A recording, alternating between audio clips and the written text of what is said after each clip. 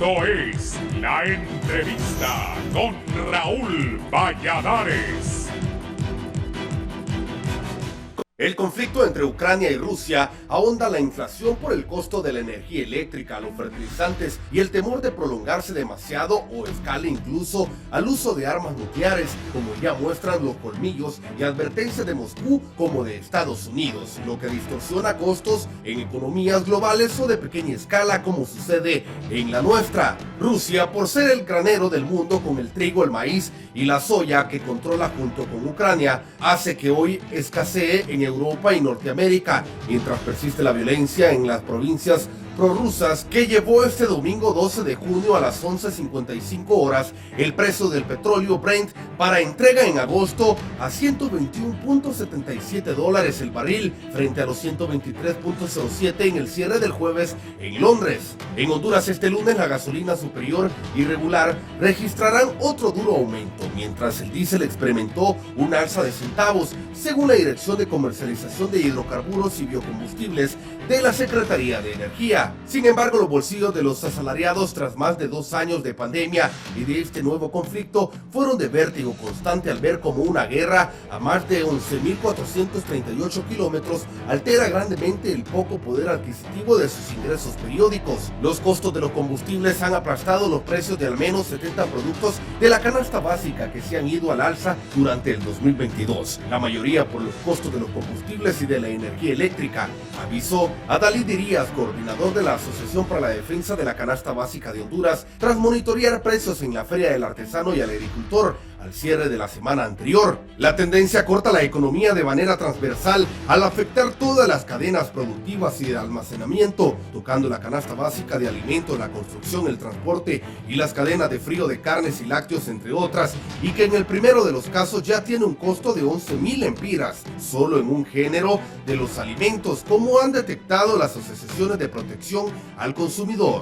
La situación es alarmante, ya que años atrás, en este mismo periodo, se registraban aumentos a no más de 30 productos que conforman la canasta básica de los hondureños. Hoy las cifras se han duplicado, lamentó Adalid Díaz, coordinador de la ADECABA. Pero el fantasma de la pobreza y el encarecimiento de la vida impactan en todo el mundo. El índice de precios al consumidor interanual en Guatemala, Estados Unidos o en España son similares. En la tierra de Cervantes y Saavedra subió hasta el 8.7 en mayo por alzas de precios en combustibles y alimentos como el pan, cereales, quesos, huevos y la carne. Y las condiciones tenderán a empeorar, apoyado en el aumento del 45.3% en la proyección del precio del búnker para generar energía térmica. La Comisión Reguladora de Energía Eléctrica aprobó un aumento trimestral de 9.13% a las tarifas a partir del 1 de julio próximo. Con ese panorama, las expectativas de la tarifa eléctrica y los combustibles también lo son. Para el caso, el precio del petróleo West Texas Intermediate para entrega el mes de julio próximo fue de $120.47 el barril, frente a $122.51 en el cierre del jueves en la Bolsa de Valores de Nueva York. En mayo, la inflación golpeó duro en la tierra del tío Sam, con el índice de precios al consumidor, registrando un récord de tasa interanual en alza desde diciembre de 1981, reconoció la Oficina de Estadísticas Laborales, que depende del Departamento del Trabajo. Tras ralentizarse a 8.3 en abril y luego del pico de 8.5 en marzo, el índice inflacionario alcanzó un nuevo máximo, incluso por encima de la comparación mensual y de todas las estimaciones, lo que junto al tema migratorio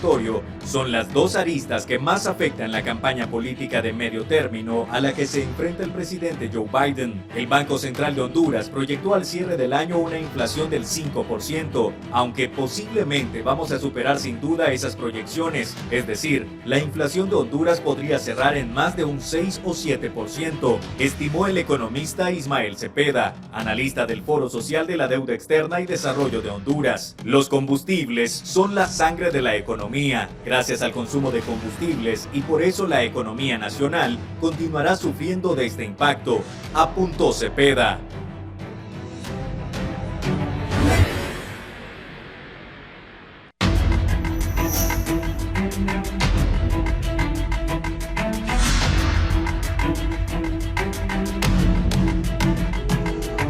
Rápidamente, buenos días, gracias por estar con nosotros. Ponemos los titulares de los diarios hoy. De verdad que esto del combustible nos tiene... Aquí está el tiempo. Mitigación ante alza de combustible exige la coalición patriótica. Esto es tiempo. Capitalinos pintan baches para que alcaldía los repare. Sigamos.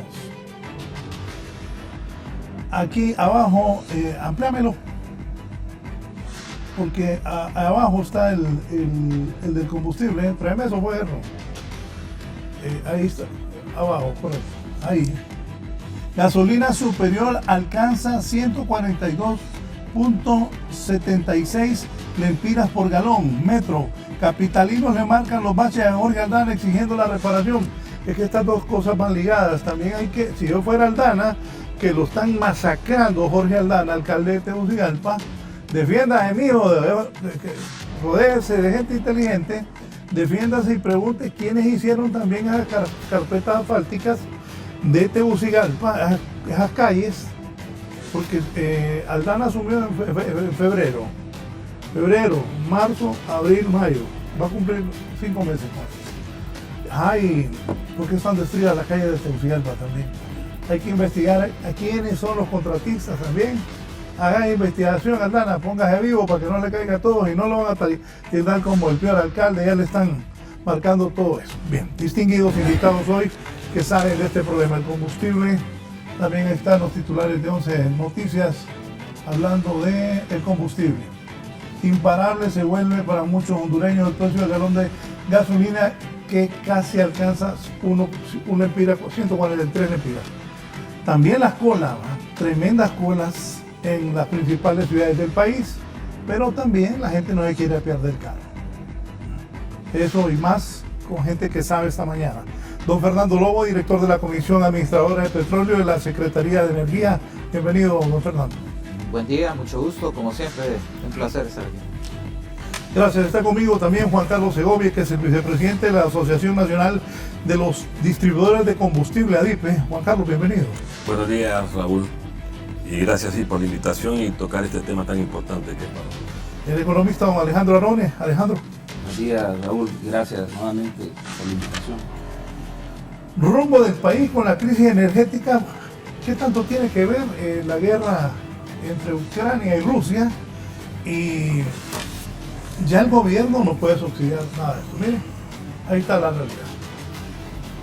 Esto en Tegucigalpa, 142 lempiras la super con 76 centavos, regular 126.11, diésel 122.74. Yo llenaba el carro diésel que tengo, ya lo he dicho, con 1100 y la otra vez me pegó a los 2000.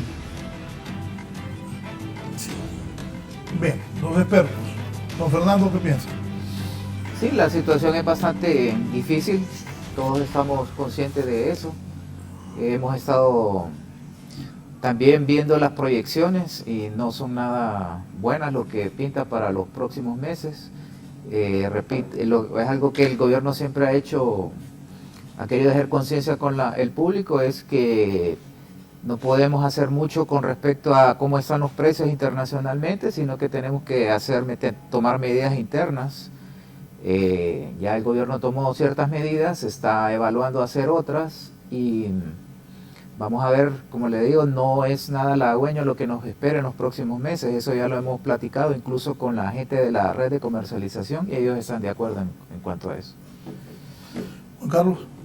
Sí, como decía el ingeniero Lobo, las cosas no se ven bien, no es particular de Honduras, todos estamos claros ahí, la región y globalmente se está dando la misma situación. Sí, en efecto, el conflicto Rusia-Ucrania ha venido a sumar porque definitivamente estos comportamientos que antes eran cíclicos ahora tienen muchas variables, no solamente este conflicto, recién la pandemia, los huracanes han venido, suman los conflictos, no solamente Rusia y Ucrania, sino que otros. Por ejemplo, ahorita Turquía amenaza con invadir Siria, entonces todas estas cosas ponen muy nerviosos a los mercados y definitivamente se vienen a reflejar estos países y Honduras no se queda atrás, o sea, no se mira lastimosamente algo en el futuro cercano que venga a bajar estos precios. El verano en los Estados Unidos, eso en esta época se incrementa tremendamente, más que todo en las gasolinas. Por eso ya vimos que la regular superó ya el diésel, como tradicionalmente es, precisamente por eso, y el diésel tiene alguna estabilidad porque se deja de utilizar para calefacción en los Estados Unidos, pero sí la cosa definitivamente está difícil. Alejandro. Definitivamente un conflicto geopolítico. En realidad quien tiene al mundo patas arriba es Estados Unidos. Ellos causaron esta guerra y ahora ellos mismos van a pagar las consecuencias y nos han arrastrado a todos. En Estados Unidos está a las puertas de una recesión. Ahorita acabo de ver los datos de las bolsas de valores, ahorita han caído, amanecieron prácticamente con pérdidas, todas las bolsas de valores alrededor del mundo.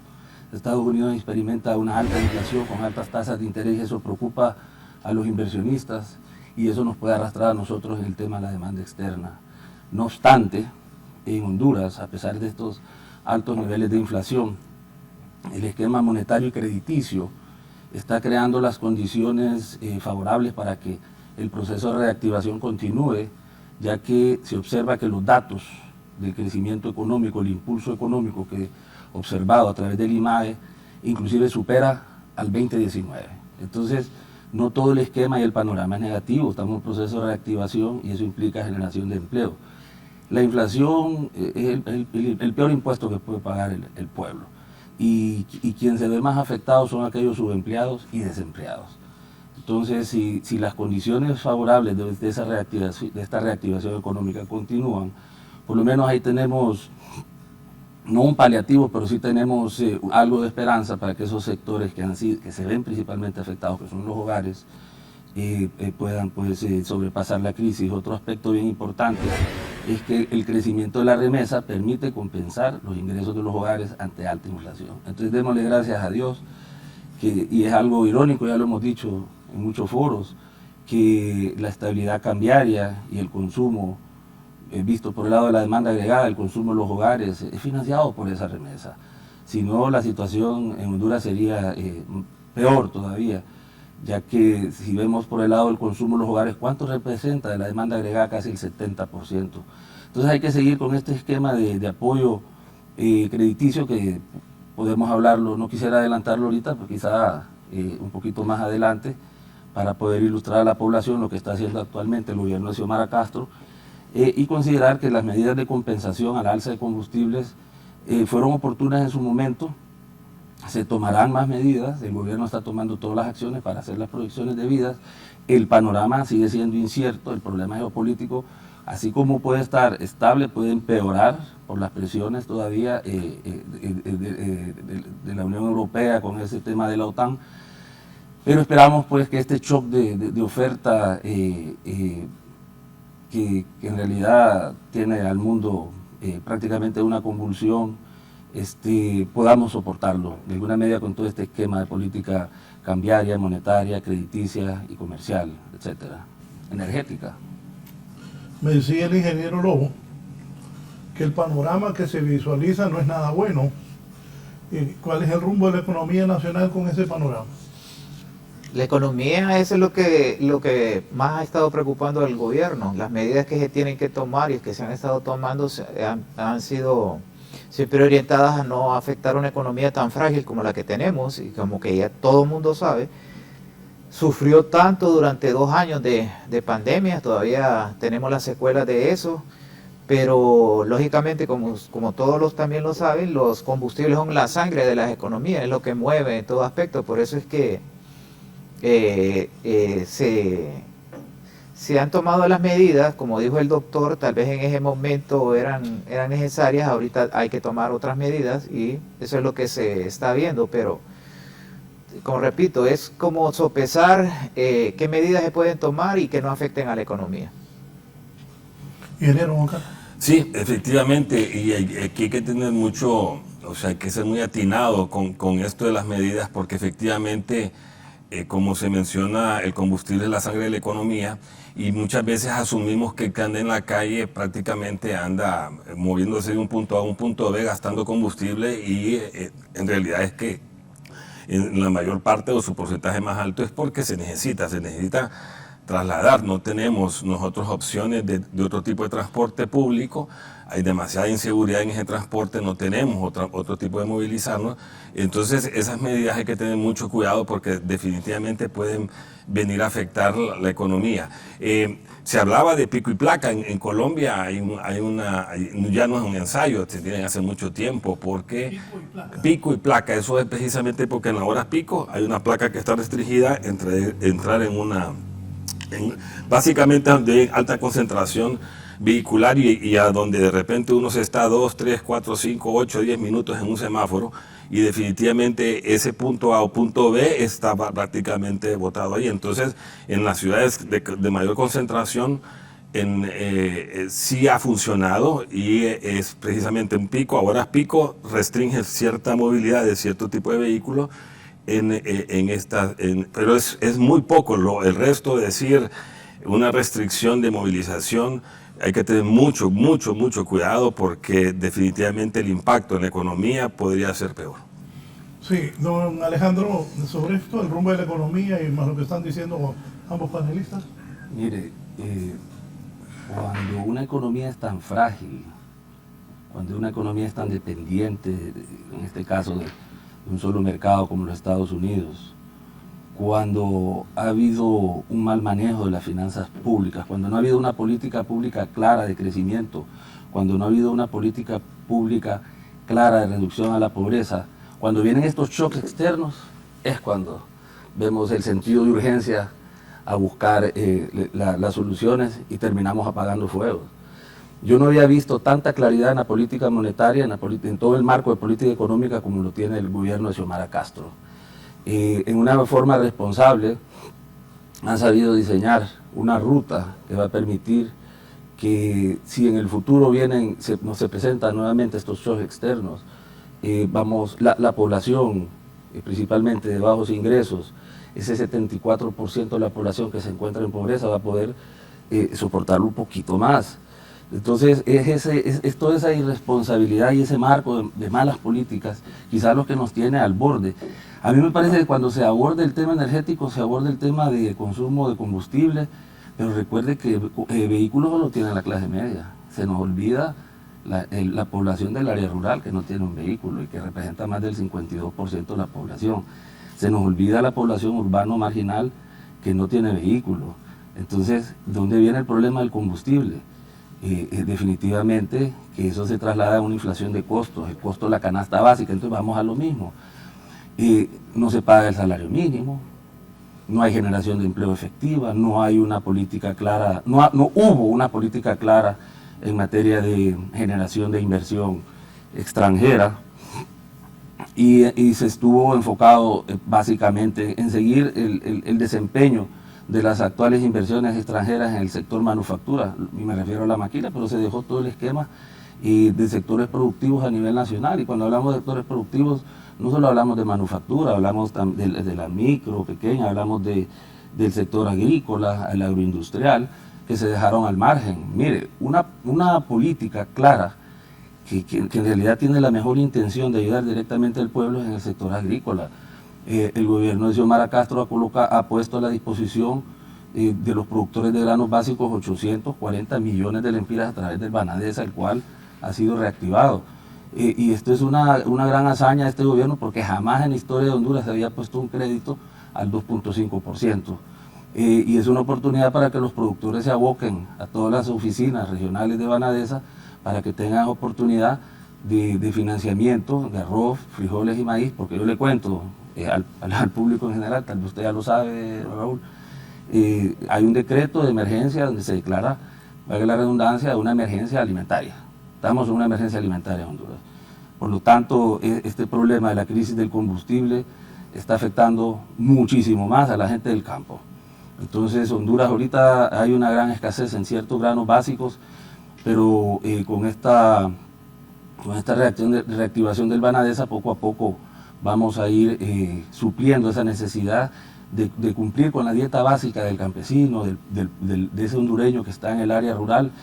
Esperábamos el apoyo del Banpro y desgraciadamente ahí vamos en una negociación, pero el Banpro ya ha presentado también una oferta de productos financieros de apoyo a la agroindustria ¿Está Y, apoyando o no va a Provi?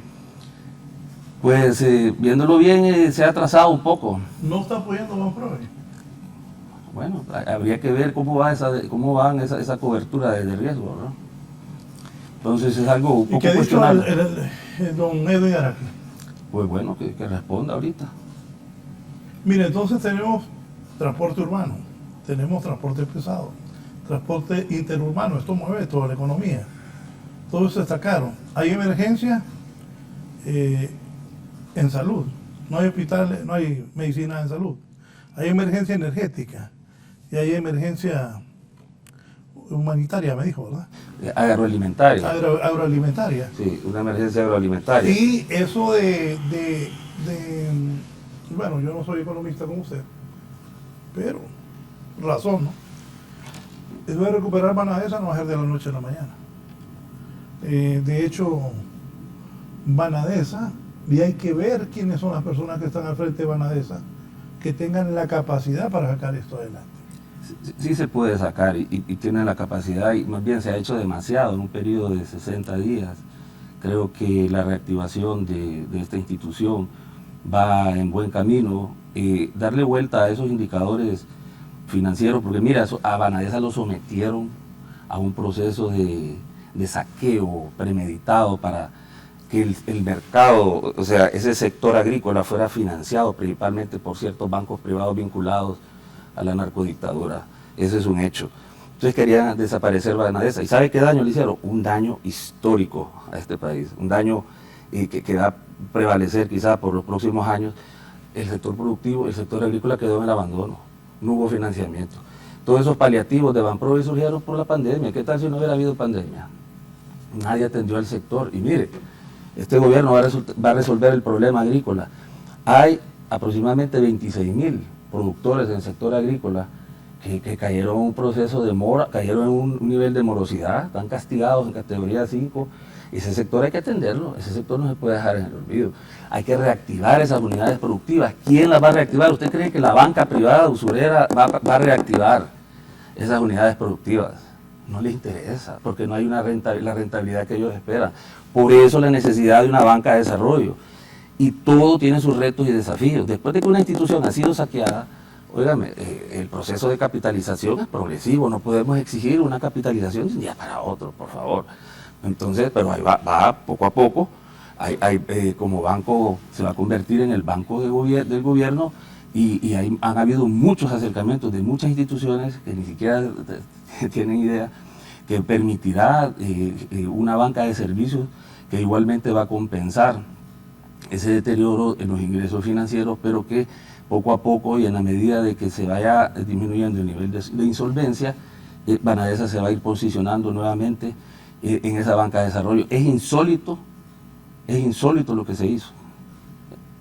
Eliminar del mapa totalmente la banca de desarrollo. Eso, o sea, francamente, bajo ese esquema excluyente neoliberal donde se promovió las acciones público-privadas, que ya prácticamente ese modelo está altamente cuestionado por este gobierno y con toda la base, por todos los mal manejos que se han logrado, porque crear las APP lo que crearon fueron los efectos contrarios. Entonces, estos querían que hasta concesionar el aire, ¿verdad? O sea, hasta ese extremo se llegó y hasta las cuencas, hasta el río Chamelecón, el Ulúa, ya estaban concesionados a un banco privado.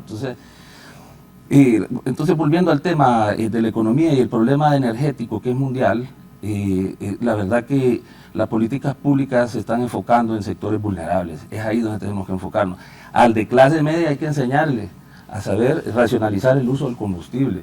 Este fin de semana yo fui a Valle de Ángeles y ya no habían colas. Vaya, como que la gente ya está reflexionando. No habían colas. Al regreso estaba limpia la carretera a las 6 de la tarde. Ya no habían colas, ¿verdad? Entonces parece que se está reflexionando un poquito. Poco creo. Es que afectas a Valle de Ángeles, sin la gente, entonces es bien complejo. Claro. O sea, el restaurante también en Valle, te digo que antes vendía 10, ahora vende 7, entonces es compleja la situación. No es poco, porque poco creo. ¿A qué hora fue? Que le creo lo que me está diciendo, dame la hora. Como las 6:30, 7 ¿De la tarde? de la pues noche, sí. sí, ya. Ah, sí. A las 6:30. No, pero otras veces hay grandes filas. Sí, es cierto. Sí, Es cierto, otras veces. es cierto. Entonces no es un problema, mire, el problema energético que se traduce en inflación. Mire, en economía hay una relación entre inflación y desempleo. A mayor inflación disminuye el desempleo. Pero lo que pasa es que aquí tenemos un problema estructural en el mercado laboral, que es el subempleo, que ya lo he dicho varias veces y aunque suene repetitivo, quizás hay algún televidente que no me ha escuchado. Y es que el subempleo se incrementó en 1 millón de personas con la ley del empleo por hora. Y el COEP eso es lo que apoya. Entonces vemos que no hay un compromiso en realidad con el sector trabajador, con el sector obrero, ¿no? en mejorar sus condiciones de vida. Entonces esta crisis energética viene a castigar a ese sector que todavía está amarrado bajo ese esquema, ¿verdad? ¿Y usted cree que cambiar la mentalidad de estos empresarios, de que se acostumbraron a pagarle la mitad del salario mínimo, eso va, y a pesar de las aprobaciones y las negociaciones con el salario mínimo, eso va a cambiar la situación de los trabajadores? Mire, el reto es grande. Por eso entonces, ¿qué medidas de corto plazo quedan en un proceso efectivo de reactivación? Generación de empleo, apoyo a la inversión privada mediante programas de acceso al crédito, y ese es el esquema crediticio que yo hablaba en mi primer segmento, que el esquema crediticio es altamente dinámico a través de la disposición de fondos, a través del Banadesa, Banprovi, y esperamos la tendencia de las tasas de interés de la banca pues vayan hacia la baja, cosa que es muy, no son tan flexibles. En el tiempo las tasas bajan, pero tiene que esperar usted 1 año. Entonces que se pongan a la mano en la conciencia de la banca privada y que aproveche estos redescuentos con Banco Central, porque mire, hay veces hay un mecanismo que afecta la colocación de estos fondos, aunque sean redescontados, y que piensen en la necesidad del pueblo, porque ellos, la banca privada, al igual que así como Banadesa que está sudando la camiseta, ellos tienen un gran compromiso con la patria. Así que aquí ya estamos hablando del hambre, del estómago del hondureño, y por eso son esas caravanas. Entonces estamos en un nuevo esquema. Este es un rompimiento de paradigma del modelo neoliberal hacia un modelo incluyente y del pueblo y para el pueblo. Bien, ¿van a ser imparables las alzas de los combustibles entonces? Es que todo como depende de todos estos factores externos, exógenos, entonces es bien difícil tener una pelotita de cristal. Te sentí... Es que frustra porque, claro, quisiera tener uno en las manos la respuesta, pero es complejo porque ya no era como antes, ¿verdad, ingeniero? De que uno hace 10, 15 años, cuando no había tanto nerviosismo en el mercado, uno podía más o menos estimar varias cosas, pero ahora es tan complejo, o sea, hay tantas cosas que a veces, mira, antes preocupaba, en los 70s, 80s decían que el petróleo no iba a haber en 30, 40 años, ya pasamos esos años, el mundo flota en petróleo, ya sabemos que hay yacimientos por todos lados, es un problema ambiental ahora el que enfrenta, pero ya no son factores de inventario ni de crudo, sino que ahora son problemas generados por otros factores que vienen a impactar estos países y definitivamente golpea, pues, y no vemos, o sea, francamente es bien difícil, está bastante oscuro, o sea, la proyección y lo que apostamos o que quisiéramos es que por lo menos se estabilizara, ¿no? Que llegara a un punto en que dijera, aquí va, hasta aquí, pero aún así en el diésel vimos algún comportamiento, pero es compleja la situación. ¿Por qué el gobierno no puede hacer un sacrificio fiscal al rebajar o no cobrar el impuesto sobre venta al galón de combustible? Esto no es fácil, ¿no? No hay impuestos sobre venta al galón de combustible. Todos los combustibles solo tienen un impuesto que es el aporte al patrimonio vial, el ACPV, al aporte a la conservación del patrimonio vial, y ya se hizo una rebaja en los 3 principales de un poco más de 10 lempiras.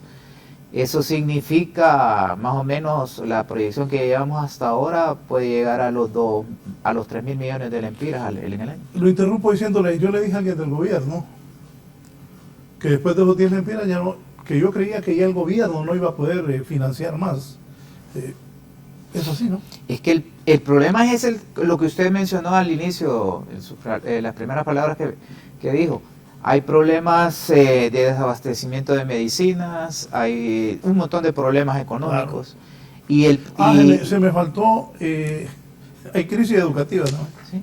Y el problema es que para todo eso se necesita dinero, el gobierno necesita dinero, y si está dejando de percibir una cantidad tan fuerte y se le pide todavía y aparte de eso está subsidiando, que son otros 1.700 millones al año.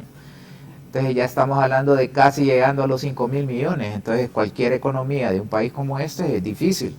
Se va a mantener el subsidio del GLP y del diésel, como ya se estableció, pero yo sinceramente no me gustan hacer malas esperanzas, o sea, dar esperanzas que no se puedan concretar. Veo bastante difícil, dada la situación que ya le planteé, poder aplicar subsidios adicionales, sobre todo a la gasolina, dado que son productos que se consumen masivamente y no son, en mi parecer, no son tan importantes para la economía como lo es el caso del diésel. Alguien del gobierno también me decía que han tenido que pedir prestado para pagar deuda. Un estado quebrado. Sí, esa es una situación que se ha planteado en organismos internacionales y ha salido en los periódicos también. Entonces, por eso es la situación del gobierno. Por eso el gobierno ya ha hecho un sacrificio, como le digo, de casi 5.000 millones en un año. Eso es lo que creemos que va a hacer. Y por eso ha abogado a controlar y a disminuir el consumo para poder bajar un poco lo que nos está afectando. Sobre todo, que a nosotros nos preocupa también, es el tercer punto, es la factura petrolera. Estamos viendo que se pueden destinar unos 800 a 900 millones adicionales que el año pasado. Eso es bastante frustrante también. No todo es negativo. Mira, ahí mencionaba el ingeniero Lobo esto del cargo que tiene en la parte del ACP, de la tasa. ¿Cómo se llama? ¿Tasa o impuesto? No, es un impuesto. Es un impuesto, pero está fijo. Hay un problema que tenemos y que nosotros sabemos, pues, con el gobierno actual, que se iba a revisar, y son las exoneraciones. Hay una cantidad de exoneraciones, Raúl, que se deben de revisar. Nosotros creemos... Este país... Mira, nosotros tampoco queremos satanizar lo que es la exoneración a ciertos sectores, porque sabemos que es muy importante en algunos, pero hay que revisar los cálculos. Mira, te voy a poner un ejemplo. Si un Caterpillar, un D6 antes consumía 7 galones por hora, ahora de repente consume 4, y esos 3 nadie los revisa y se le tienen que entregar al contratista. Y se le entregan al contratista, y ese contratista después almacena en tanques y lo anda vendiendo a estaciones de servicio, a bombas de patio y eso. Entonces, y eso multiplícalo por N cantidad. Honduras recuperaría muchísimo solamente con revisar, no con quitarlas, porque es que ahí de repente se puede malinterpretar. Nosotros no decimos que no se exoneren ciertos sectores, lo que decimos es que los revisen, porque al revisarlo Honduras va a tener un ahorro importantísimo, solamente con revisar las exoneraciones. Y eso va sumando a otro tipo de medidas que nosotros creemos que son necesarias que se hagan. Sí, aquí me dice el ingeniero Roberto Ramón Castillo, que también es líder del Partido Nacional. El señor Arone ha explicado muy bien, dice don Roberto Ramón Castillo, la situación general. Para sacar adelante el país es el sector agrícola. Como estos 25.000 productores no tienen acceso al dinero, pues están morosos y hay que aprobar un decreto que los autorice a recibir los préstamos. Los pequeños se les deben ampliar más la bolsa agrícola. Sí, en efecto, pero antes de continuar con este comentario, los gobiernos no quiebran, o sea, lo que hay se incrementa el déficit fiscal, y normalmente los déficits fiscales, o sea, que es la diferencia entre ingresos y gastos del gobierno, gasto corriente contra ingresos corrientes, esto se financia mediante deuda interna, colocación de bonos o deuda en empréstitos, ¿okay? Y eso suma a la deuda externa. Bonos en este momento lo podemos colocar.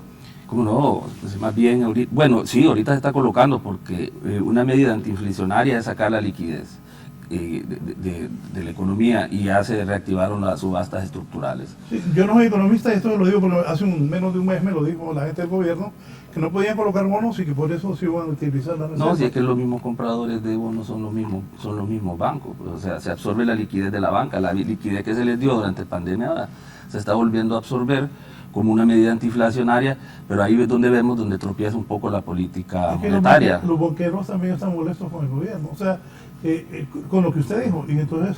Porque es que se les acabó la fiesta. Mire, ellos tienen colocados, hay 90.000 millones colocados en títulos valores, ¿verdad? Entonces, francamente, mire, no podemos... se les acabó la fiesta a los bancos. No se puede decir así, si usted ve el crecimiento por sectores medido por el índice mensual de actividad económica, siempre la intermediación financiera sale como uno de los sectores que más crece. A lo que me refiero es que bajo este nuevo esquema, no, la banca, el rol de la banca, mire, a través de ellos se logra el mecanismo de transmisión monetaria y se logran esos objetivos en materia de control de inflación y la masa monetaria, o sea, juega un papel muy importante en el financiamiento de los sectores tradicionales. Y es importante porque hay una simbiosis entre la agroindustria, la manufactura y ellos. Pero en esta crisis energética que afecta vía inflación, por inflación de costos, por un shock de oferta externo, tenemos que atender, el gobierno está atendiendo los sectores vulnerables. Entonces hay que volver otra vez a este programa que se manejó delincuencialmente, lo que es el bono vida mejor. Hay que volver a retomar estos programas de compensación, estos subsidios directos a la población para que compensen el consumo por el alto incremento y la crisis alimentaria. Más promover, seguir trabajando en esa política de apoyo al sector agrícola, a granos básicos y al sector agroindustrial. Ambos tienen que ir de la mano, porque el tema del valor agregado nos hace más competitivos, el tema de las exportaciones, y en el tema agrícola meramente pues es un tema alimentario. Hay que ser importante en la parte agrícola. Disculpa, o sea, me voy a salir un poco de lo adipe, de lo de gasolinero. Yo soy un agricultor frustrado, porque sí. ¿Creciste en eso? Yo crecí en la parte agrícola, básicamente en el desarrollo de semillas de granos básicos, lo que son maíz, frijol, arroz, soya, sorgo. Y pues mi familia pues es de vocación agrícola, mi padre tuvo Agrocomercial Segovia por 30 años y yo crecí en ese sector. Lo que pasa es que la misma política de aquel entonces fue la misma que me expulsó. Cuando se firmó ese TLC, doctor, yo lo leí y yo dije, de aquí me salgo ya. O sea, porque hasta aquí llegó porque definitivamente en lo particular y a muchos amigos empresarios en aquel entonces, básicamente nos expulsaron de ese sector tan importante, porque cuando tú mencionas los 25,000 agricultores que están, son muy, muy importantes, pero si sumado a eso, el sector empresarial se vuelca a eso, que tan necesario lo tenemos ahorita, imagínate lo que sumaría, lo que este país podría producir. Pero como inversionista, más que la banca y la política, son estas políticas que no las tenemos claras, y ese TLC ya viene encima, prácticamente que te meten, o entran al país estos granos prácticamente sin ningún impuesto. Entonces eso no motiva a ningún empresario a invertir en el campo. O sea, habíamos un grupo importante de empresarios en aquel entonces que fácilmente sembramos 10,000, 15,000 manzanas entre todo el grupo, aparte de todos estos sectores que tú mencionas. Pero todo eso se abandonó. Ahí quedarán unos cuantos amigos produciendo maíz y frijoles, extensivamente hablando, ¿no? Porque prácticamente este sector se abandonó completamente. Sí, pero lo tiene que reactivar también como un sector importante económico, no solamente de subsistencia, sino de que también tenga excesos, o sea, como una empresa, como un sector económico importante, no solamente para el autoconsumo, sino que para que exceda esa producción, porque este año que viene definitivamente va a haber un problema, y no solo aquí. Bueno, los mismos problemas que está subiendo Ucrania, que no puede sacar ni siquiera los cereales, y todo este problema va a venir a impactar acá, que Honduras debe volcarse a la parte agrícola, a la parte definitivamente que cualquier cosa que se produzca va a ser necesaria.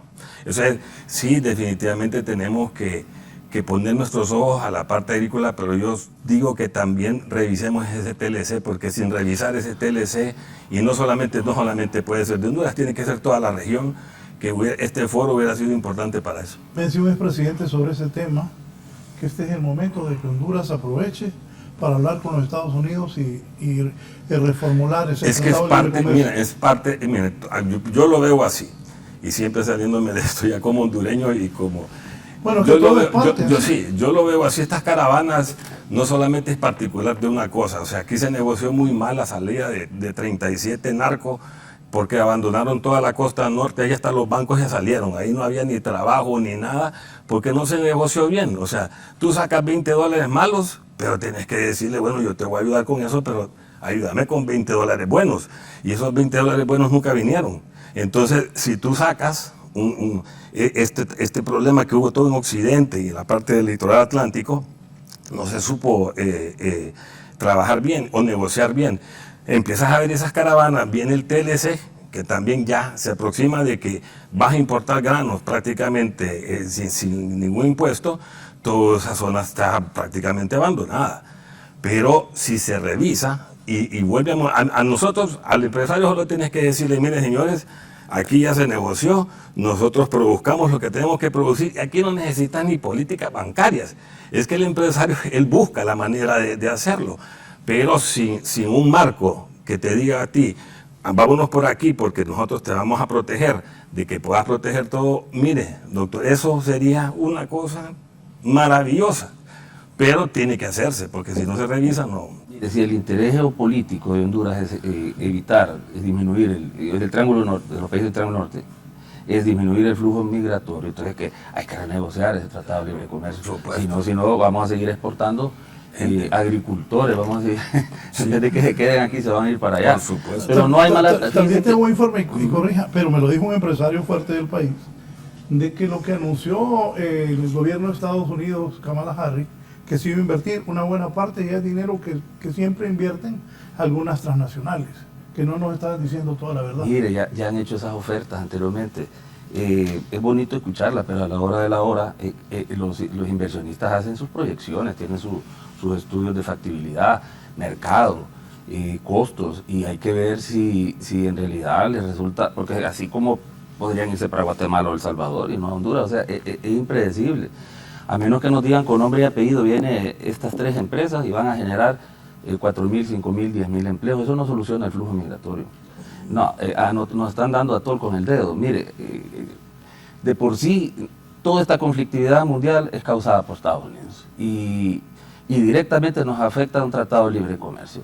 Y directamente nos afecta con toda la problemática que se ha generado en materia de falta de apoyo a una verdadera generación de inversión y de recursos que Honduras pudo haber potenciado y generado mayor empleo, porque nos hemos concentrado en el tema de la maquila, que ha sido un éxito, 180.000 empleos, pero el resto de los sectores, o sea, el país donde se concentra la pobreza quedó totalmente en el abandono. Entonces me parece que el gobierno de Xiomara Castro tiene brújula, tiene norte, están tomando las acciones adecuadas en materia de sectores productivos, y esto va a compensar un poquito esta crisis inflacionaria, porque el campesino, al cultivar sus propios granos, al tener su hortaliza, no se va a ver impactado por ese incremento en los precios de los productos básicos de su dieta alimentaria. Entonces hay que, como dice el ingeniero, hay que volver, y como decimos los economistas también, hay que ver el campo, pero también la agroindustria. Tienen que ir paralelos de ambas manos, ¿verdad? ¿Ingeniero Lobo?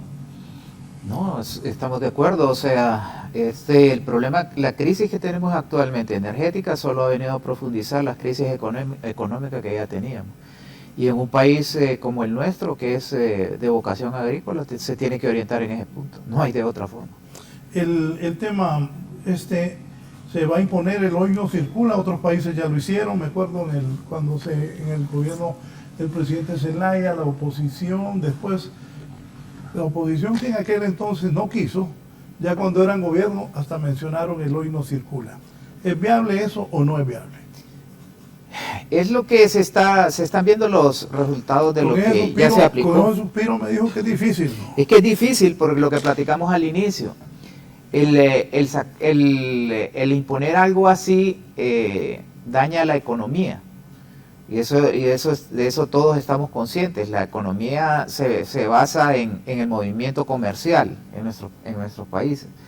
Entonces, al limitarlo eso en una forma muy drástica, lo que vendría a hacer es lo que no queremos, dañar la economía. Por eso es que se está viendo opciones para de aplicarse. Eso sí ya se nos dijo que de aplicarse podría aplicarse en más o menos septiembre, octubre de este año, y no sería tan drástica como se quiso aplicar hace unos años o como se ha aplicado en otros países, sino que sería gradual para ir evaluando los resultados. ¿Qué piensas? Definitivamente, vuelvo y repito, esto funciona cuando está bastante, bien analizado y para nosotros lo vemos vuelvo y repito, moverse del punto A al punto B. Eso es lo que nosotros tenemos que ver, que ese vehículo sea lo más rápido que se mueva de este punto a este punto, porque ahí es donde está el verdadero ahorro y el verdadero impacto. Porque si esa persona se tiene que trasladar del punto A al punto B, no lo va a dejar de hacer. O sea, es bien difícil que lo deje de hacer. O si lo hacía 5 veces a la semana, puede él mismo autorregularse. Quiere decir eso, pues de repente que lo haga 4. Pero más importante es, y que si se hace algún ensayo, espero que nos inviten a nosotros como estaciones de servicio, porque podemos dar algunas ideas, algunas opciones, porque nosotros estamos claros que en Colombia funciona pico y placa. Y aquí sí tiene que venir aunado a este esfuerzo el compromiso de la ciudadanía. O sea, el ciudadano tiene que estar consciente de que cuando se establezcan estas políticas, pues ir con ellas, porque lo que garantiza un éxito es el compromiso de todos, definitivamente. Pero vuelvo y repito, hay que tener mucho cuidado, como decía el ingeniero Lobo, en esto hay que tener mucho cuidado, porque cuando se afecta a la economía, el efecto dominó de esto después es un problema. Hablábamos de Valle de Ángeles hace un ratito. Imagínese usted, si antes en Valle de Ángeles un restaurante vendía 10, pero porque no se va a poder movilizar alguien, empieza a vender 9, después 8, ya no va a poder pagar ni la energía, después no va a poder pagar ni a la persona que le ayuda a servir las mesas. Entonces, ese efecto multiplícalo por 1000 restaurantes que hay en Valle de Ángeles. Entonces, ¿qué es lo que estamos haciendo? O sea, hay que tener mucho cuidado con eso. Solamente es un ejemplo de algo que depende de la política que tomemos para que no vayamos a ver afectado, pues porque sí, definitivamente hay que tener mucho cuidado. No es prudente lo que nos circula en este momento de reactivación. Sí, no. Estaríamos castigando al sector de hoteles, restaurantes, que están afectados en Miró. Y no solo eso, no, o sea, todos los sectores. No es oportuno, pero usted lo acaba de decir, concientizar a los consumidores. Sí. O sea, uso racional del vehículo. Ya se tomaron las medidas con el gobierno, parte de la planta de los empleados públicos, ¿verdad?, en teletrabajo, etcétera. Y porque el problema es urbano, en el caso del combustible. Es urbano, entonces, principalmente, ¿verdad? Pero se traduce, digamos, en los transportistas, ¿verdad? Les sale más alto, todo eso se traduce pues al producto, al bien o servicio final que ofrecen las empresas. Pero no es oportuno en este instante. Yo creo que hay elementos positivos en este proceso de reactivación, hay que verlo así, no todo es negativo porque se han tomado las medidas adecuadas. Mire, y la confianza que genera la buena administración de las finanzas públicas, por primera vez después de décadas, de más de 12 años, y eso nos indica que hay una buena administración, una buena gestión de los recursos públicos, una buena asignación presupuestaria. Los ingresos tributarios, si no me equivoco, presentaron una tendencia bastante positiva, más de 36.000 millones, no sé si al primer trimestre de este año. Entonces hay elementos positivos que indican que a pesar de todo este efecto inflacionario, el proceso de reactivación va, porque dice que en un proceso inflacionario las empresas, claro, cae la demanda, pero las empresas reciben más porque los productos se encarecen. Entonces ese monitoreo de la canasta básica es bien importante, esa labor social que hacen algunas instituciones es bien importante para poder tener conciencia del impacto que se va generando en forma progresiva en el bolsillo del consumidor y en la dieta del hondureño. Por eso, mire, Honduras debe buscar alternativas en el tema de comercio internacional y generación de inversión. No podemos seguir en el enfoque proteccionista de los Estados Unidos. Si no rompemos esa cadena, vamos a seguir en el ciclo de que por ser una economía pequeña y vulnerable, abierta, vamos a seguir en el ciclo que cuando hay un choque externo, la vulnerabilidad aumenta y los impactos en la calidad de vida del hondureño aumentan. Entonces, cuando yo digo eso, ¿a qué me refiero? Que veamos hacia China continental. Es una opción. Mire, El Salvador, la mayor parte de sus exportaciones van para China continental. Hemos estado... ¿Usted cree que este gobierno debe entablar? Debe. Sí, pero yo no soy funcionario de gobierno, entonces No, debe. pero usted piensa que sería provechoso para el país. Totalmente, a mediano plazo, porque nos libera de muchas cadenas, además de las cadenas geopolíticas también, el tema de la inversión. Nos quedamos fuera, prácticamente nos estamos quedando fuera de la fiesta. China continental ha invertido en Latinoamérica cientos de miles de millones de dólares. Fuimos invitados a esa fiesta y no quisimos entrar, fuimos los primeros invitados. ¿Quiénes aprovecharon esa coyuntura? Brasil, otros países de Sudamérica, El Salvador, Costa Rica, hombre, no hay que irse tan lejos. Marcame esa parte, entonces hay que estar con China continental. Hay que estar con China continental definitivamente para el mediano plazo, porque eso, están esperando que vengan estos inversionistas americanos, francamente, y que se van al sector maquila con todos los beneficios fiscales, cuando los chinos continentales nos ofrecen grandes inversiones en infraestructura, y ahí donde usted le da vuelta al modelo de la asociación público-privada, cuando ellos ofrecen grandes oportunidades y financiamiento a más bajo costo que cualquier oferta que nos pueda hacer el gobierno americano. Pero esa es una decisión de política exterior y comercial que el gobierno tendrá que tomar en algún momento, pero yo como economista independiente estoy de acuerdo, porque ahí está el ejemplo de El Salvador, en el caso de su independencia económica. ¿Por qué El Salvador se le planta a los Estados Unidos? Porque se han liberado en la parte de lo que es el sector externo, lo que se han liberado de esas ataduras. Entonces, y vemos los beneficios que ha tenido Costa Rica. Entonces, y además el intercambio tecnológico, el intercambio cultural, hondureños yéndose a capacitar. Imagínense, hasta esto podría conducirnos a una revolución a nivel de la educación técnica en Honduras. Ellos podrían financiar hasta 4 o 5 Infop y no depender de la empresa privada que se vive quejando que no fue bien administrado y se politizó. Los chinos perfectamente, mire, le abren 4 Infop y esos técnicos se van para China continental, allá, a especializarse en metalurgia, en electrónica, y aquí entonces se diseña todo un marco de política para que se genere, que vengan esas inversiones y que todos esos técnicos vengan acá y ya tengan una oportunidad de empleo en el sector productivo. O sea, ya vamos con el valor agregado, vamos con la transformación y podemos entrar hasta el sector de microchips y otro tipo de nichos de mercado que Honduras, que solo a través de la maquila y de ese capital americano. Entonces, si queremos una Honduras próspera en el mediano plazo, tenemos que ir viendo otros mercados. Ese es el mensaje. Pero eso es política de gobierno. Dígame, hay temor en entrar en relaciones con China continental porque los norteamericanos, los gringos se arrechan, y también los taiwaneses que no apoyan mucho, también aclaremos, se molestan. ¿Sabe qué pasa? Es que Estados Unidos, Estados Unidos nos ofrecen, nos prometen por muchas décadas, pero no vemos resultados. Nos han prometido, si pero es que la gente está engañada, no es que los gringos nos regalan un montón de cosas, no es cierto. Mire, lo que quiere Estados Unidos es que Honduras apoye a Taiwán, siempre se vota en las Naciones Unidas, eso es lo que buscan, pero ¿a qué costo? El costo del desarrollo, el costo de mayores inversiones, el costo social de mayor generación de empleo, por apoyar, es un tema geopolítico.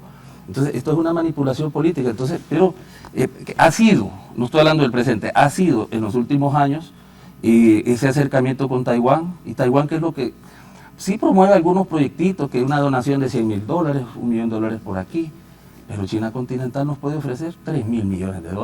Mire, yo estuve en una asunción del presidente Mao en Taiwán, y ahí él dijo que ya no iba a dar nada.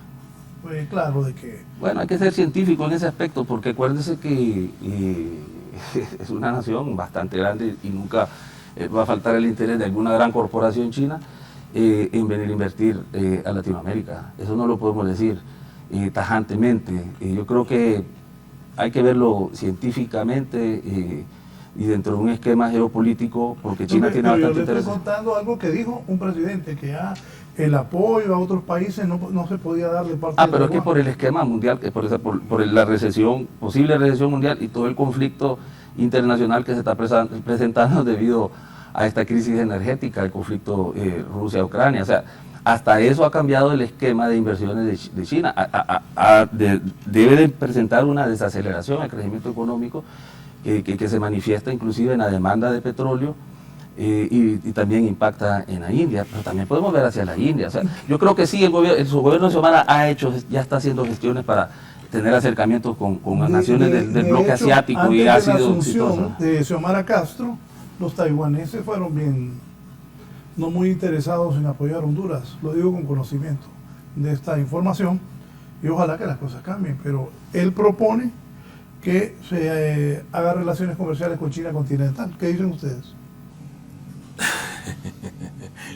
Ajá, que fue la sonrisa así. No, que ya son temas ya. No, pero definitivamente Honduras no debe de cerrar las puertas o las oportunidades para ver a otros lados. O sea, eso yo creo que no ningún hondureño, miren, inclusive los Estados Unidos, hombre, yo creo que eso es más uno que pasa asustado de esto y aquello. Ahí están los costarricenses, pues si los costarricenses fueron los que dieron el primer paso, y su relación con los Estados Unidos sigue siendo la misma. O sea, yo no le veo los salvadoreños, pues porque tenemos este presidente, en la región, hablando de la región, pues que él tiene un comportamiento diferente, pero Salvador sigue teniendo relaciones con Estados Unidos y abrió relaciones con China. Yo creo que no, como hondureño más bien debemos ver y no solo China, Venezuela, o sea, buscar las oportunidades. Los Estados Unidos lo está haciendo ahorita, ¿no? Ahorita ya entró inclusive un buque de Italia que le dieron acceso para ir a traer 600,000 barriles de crudo a Venezuela para irlo a refinar. Entonces, yo no, o sea, al contrario, más bien si nos quedamos aislados nosotros y solamente tenemos alguna relación bilateral con los Estados Unidos, estamos desaprovechando oportunidades que más bien deberíamos de potenciar. Eso yo creo que no creo que nadie se esté oponiendo a eso. En algún momento se mencionó también volver a Petrocaribe. En aquel tiempo del gobierno de Manuel Zelaya Rosales se participó en Petrocaribe. ¿Qué sucede con Petrocaribe? ¿Es viable o no ahora? Mire, no solamente se está viendo la opción, se está revisando la opción de Venezuela, también la de México y de otros países un poco fuera del área, más fuera del área en nuestro entorno. Lo que pasa es que lamentablemente por la experiencia que hemos tenido, estos convenios siempre van ligados a cómo está el precio del mercado en ese momento. Entonces, la idea de que nos van a dar, por ejemplo, si un combustible en el mercado está a $4 y nos lo van a dar a 3, eso no es viable, porque son eminentemente comercio el que hay. Entonces, repito, funciona en base a cómo esté la tendencia de los precios internacionales. ¿Lo ideal para Honduras qué sería? Lo ideal para Honduras, lo que se podría esperar es que poder conseguir combustibles, no a precios, por decirle, menores, pero sí poder pagarlos en una forma que le sea más beneficioso al país, a mayores plazos y con intereses bajos, y poder aprovechar esa coyuntura, sobre todo para favorecer el desarrollo económico. Es importante lo que dice el ingeniero Lobo, porque aquí la población o los consumidores en general creen que Petrocaribe son precios bajos, y no es así. Son financiamientos lo que nosotros obtuvimos. O sea, si te decía, si pasaba de tal barrera, si no mal recuerdo yo, lo que ofreció en aquel tiempo Venezuela era de que si pasaba de tal precio, el resto se iba a financiar. Y de hecho yo creo que tenemos una colita ahí todavía actualmente, si no me equivoco, que se debe. Entonces, de aquel entonces. Entonces hay que tener mucho cuidado, porque no es que sean precios preferenciales, eso trabaja muy de cerca con el mercado. No es que es precio regalado, para que la gente entienda. No, o sea, si cuesta 120 y me lo vas a vender a 100, y no, se lo vende a 120, lo que hace es que cobra 100, pero los 20 le quedan para que lo pague. O sea, nosotros no, así funciona, y así funciona, para que la gente sepa, así funciona en todos lados, ¿no? Ahorita aparentemente una condición China-Rusia, Rusia-China vendiéndole Rusia a China petróleo, pero tampoco yo no creo que sea mucho que les está vendiendo más barato, porque eso no funciona así. Lo que puede estar sucediendo es que China se está llenando de inventario, pero el valor el residual que queda ahí es definitivamente que lo va a pagar. O sea, eso, ¿cuándo es lo que va a suceder eso? Y eso, pues, puede que nosotros podamos tener esa ventaja con Petrocaribe, pero estar pretendiendo de que vamos a tener negociaciones diferentes, yo particularmente no lo creo. Yo creo que es muy difícil. Más Venezuela necesitando estos recursos que los necesita prácticamente a gritos, no creo yo que se ponga a venderle más barato a ningún país. Hace un mes y medio, inclusive John Biden, presidente de Estados Unidos, había enviado una delegación a hablar a Venezuela y fue fuertemente cuestionado. Sí, lo que pasa es que en Venezuela ha caído tanto su producción, que prácticamente está a un 20% de lo que podía hacer, lo que era cuando funcionó Petrocaribe aquí. Como dice Juan Carlos, en aquel tiempo, si pasaba de $60, empezaban a dar más financiamiento. No es que bajaban el precio, sino que la parte que se financiaba a plazos aumentaba. Y hay una cosa muy que hay que tomar en cuenta en todos estos países, sobre todo de Latinoamérica, que son los que podríamos conseguir por la cercanía, algún tipo de, por decirlo así, de preferencia, es que países como Colombia y Venezuela, todo el superávit que están obteniendo por el altos precios que están vendiendo, lo están gastando porque estos países dan subsidios internos a los combustibles. O sea, prácticamente todo el dinero que le llega es para subsidiar su consumo interno, y por eso pensar en que vamos a obtener precios menores de mercado, eso es una utopía. Y Venezuela, que es el más barato, o sea, más barato, porque prácticamente lo regalan. En Venezuela es precisamente por eso, las estaciones de servicio, lastimosamente, en Venezuela hay muchas estaciones de servicio, porque nosotros hablamos con las asociaciones de Venezuela, es porque los subsidios no se los pagan a tiempo, entonces tienen que cerrar. Hay imágenes tan difíciles de entender, que hay una refinería y hay una estación de servicio cerrada, pero es por lo que estaba diciendo Fernando, de que como están fuertemente subsidiados estos lugares, entonces a veces les cuesta a los gobiernos pagarle a las estaciones de servicio este subsidio y tienen que cerrar. Entonces es complejo esto, no es fácil, pero sí definitivamente podemos trabajar, y yo creo que hay opciones. En Honduras hay opciones, no se ha tocado, ahí diferimos un poco con Fernando en utilizar la regular. Nosotros debemos de utilizar más regular que súper, y eso definitivamente, irónicamente, en este país del 100% de las gasolinas, en Honduras se utilizan alrededor, ya ha variado un poco, pero por mucho tiempo se ha mantenido 70% súper y 30% regular, cuando hay una diferencia de 16 lempiras. O sea, y todavía sigue una tendencia que se utiliza mucho más súper que regular. Porque por años el consumidor ha tenido desconfianzas que hasta el nombre es, pues, o sea, que es algo regular. Lo que es regular es malo. Entonces, hasta el nombre... Uno, no sé, cuando uno puede, dice súper, porque lo que es irregular me va a dañar el motor. No, pero es que nosotros en el idioma español, regular en inglés no es lo mismo que regular en español. Cuando te dicen que como esta es regular, es que está tendiendo más a ser mala calidad, aunque no sea así, aunque no sea cierto. Entonces, pero es algo que nosotros tenemos ya en nuestro país y en las regiones. Inclusive hay propuestas de que le cambiemos hasta el nombre a ese combustible para poder motivar un poco a la gente que lo utilice, pero nosotros como asociación no lo podemos terminar de impulsar, porque a excepción de toda la región, solo Nicaragua y Honduras quedamos pendientes de mejorar el octanaje de 88-91, pero eso representa lógicamente un ajuste, inclusive hasta en dinero. Estábamos hablando con Fernando antes de entrar al programa. Yo tenía entendido que era como un ajuste de 2 lempiras, me dice que anda arriba de 3 lempiras actualmente. Ajustar ese octanaje, esos 3 octanos a la regular, en lo que representaría ajuste en la bomba de combustible, que eso está descartado ahorita por el gobierno. Le digo, está bien, pero anunciémoslo, y de repente hablar con las importadoras que eso no sea de golpe, pero que puede ser en el transcurso del tiempo, de que esos 3 y pico lempiras se vaya ajustando, pero ¿qué vamos a conseguir ahí? Que se va a ahorrar alrededor de 13 lempiras el del combustible, vamos a cambiar esa matriz de consumo que es ridícula. Y no puede ser que un país con necesidades esté gastando 16 lempiras más.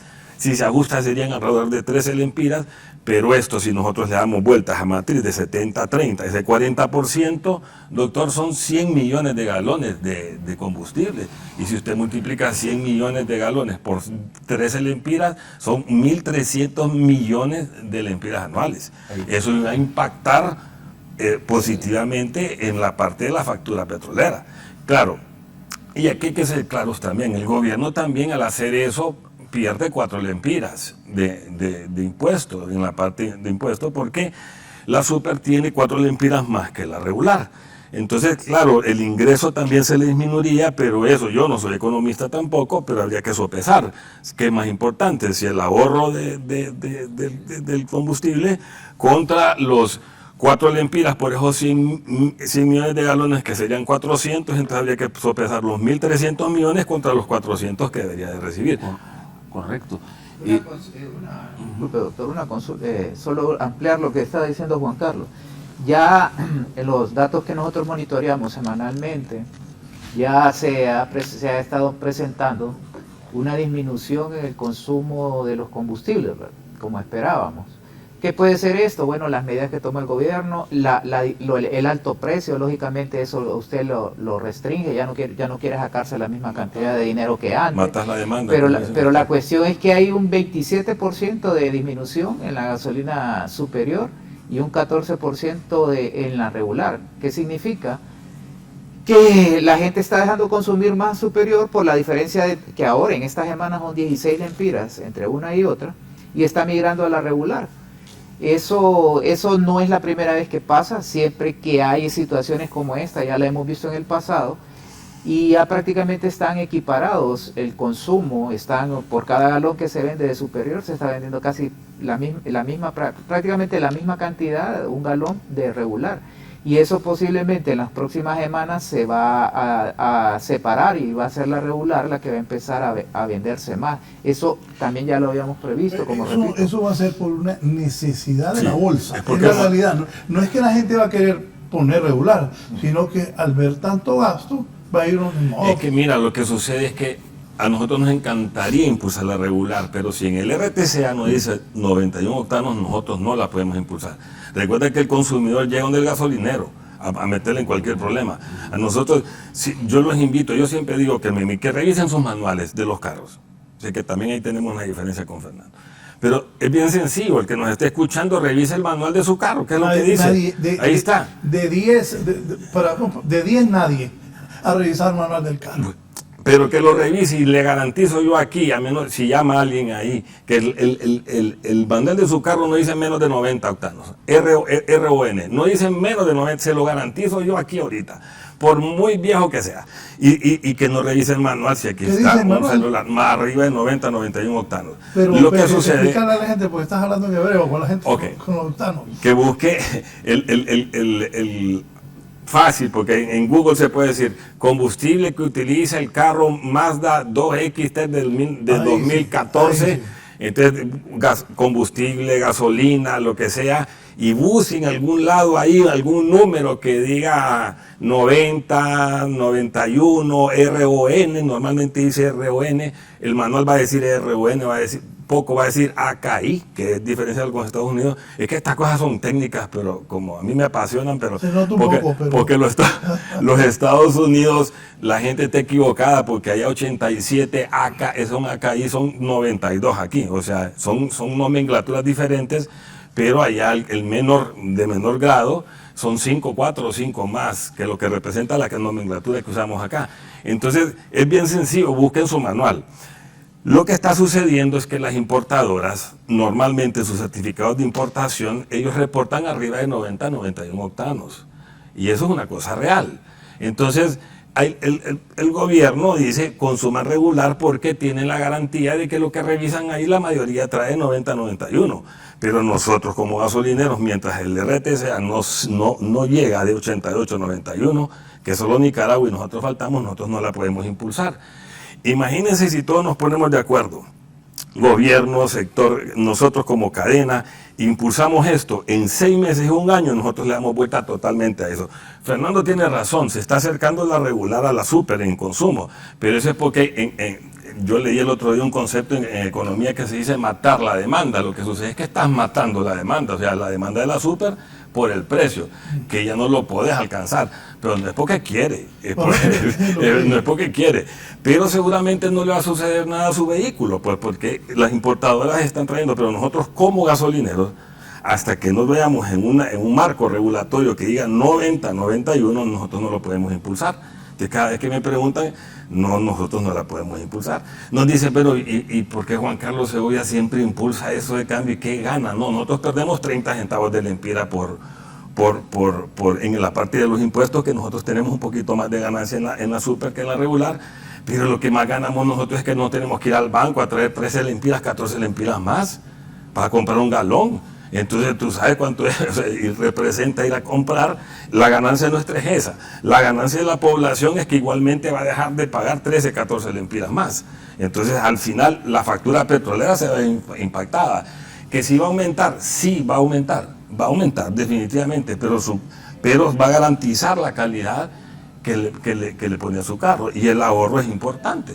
Pero nos está costando un poco. Hay un compromiso, que lo hagamos en 12, 24 meses. Hay un compromiso. Y él sabe que lo tenemos que hacer. Pero todavía falta arreglar ciertas cosas por ese impacto que dices de los 3 y típicos, pero lo podemos hacer gradual. Definitivamente se puede hacer. Sí, es un tema oferta-demanda, y cuando usted dice matar la demanda, en realidad es un desplazamiento de la curva de demanda de superior hacia, y los consumidores se van hacia el mercado regular. Claro. Y bueno, usted ha mencionado oficializar esto por el tema de los octanos, etcétera, pero en forma natural y por ley de oferta y demanda el consumidor va a tomar la decisión de irse por regular, porque no va a llegar un momento que no va a poder seguir pagando por el galón de super. Yo ya solo estoy usando regular. Pero de todo lo que ellos han dicho, que son los expertos, aprendí un poco de hebreo. Lo de los octanos y todo eso. No, aquí cuando ya se pasó a el español, ahí paró la oreja. Mira, solo antes de que continúe, mire, que para nosotros es bien difícil. Mire, aquí ahora, más que todo ahora, aquí demandan, por cualquier cosa te demandan acá. Entonces, las importadoras pueden traer 88 porque se les permite. Que no están trayendo es otra cosa, pero pueden traer porque se les permite. Y si tu carro dice 91, y si alguien te quiere demandar, aunque no tenga nada que ver, aunque sea de las cosas que están, pero te lo pueden hacer. Entonces, si nosotros promovemos la utilización de un combustible que no está en un reglamento autorizado, nosotros nos estamos metiendo en un problema eventual de cualquier cosa. A alguien se le daña un carro y tal vez no tenga nada que ver, porque sí son cosas que, pero ahí nomasito te dice, pero ¿y a mí quién me garantiza? Solamente un minuto, me dice Alejandro Elías, nunca dijo los octanos de la regular y de la super. Don José de Guarita Lempira. Don José, buenos días. Sí, buenos días. Le estoy diciendo, vaya, yo he hecho 500 lempiras de super.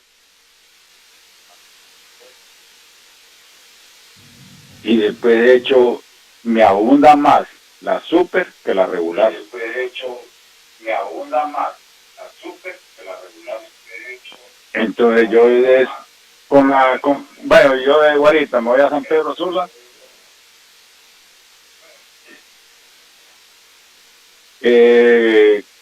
Hago más kilometraje con la super que con la regular.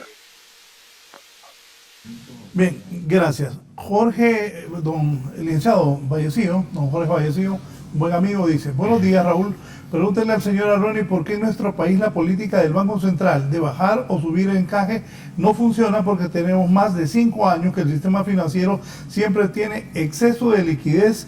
Que explique por qué no da resultado esto. Gracias. Pero, contéstele después de una pausa. Ya volvemos.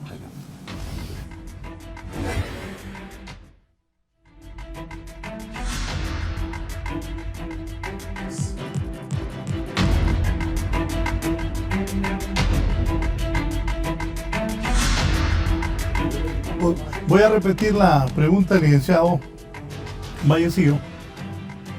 Bueno, pregúntale al señor Arroni por qué en nuestro país la política del Banco Central de bajar o subir el encaje no funciona porque tenemos más de 5 años que el sistema financiero siempre tiene exceso de liquidez. Que explique por qué no ha dado resultado. Gracias. Porque el instrumento más efectivo de política monetaria para control de liquidez con un objetivo de inflación son las operaciones de mercado abierto, o sea, la colocación de títulos de deuda, en otras palabras, bonos. Es más fácil.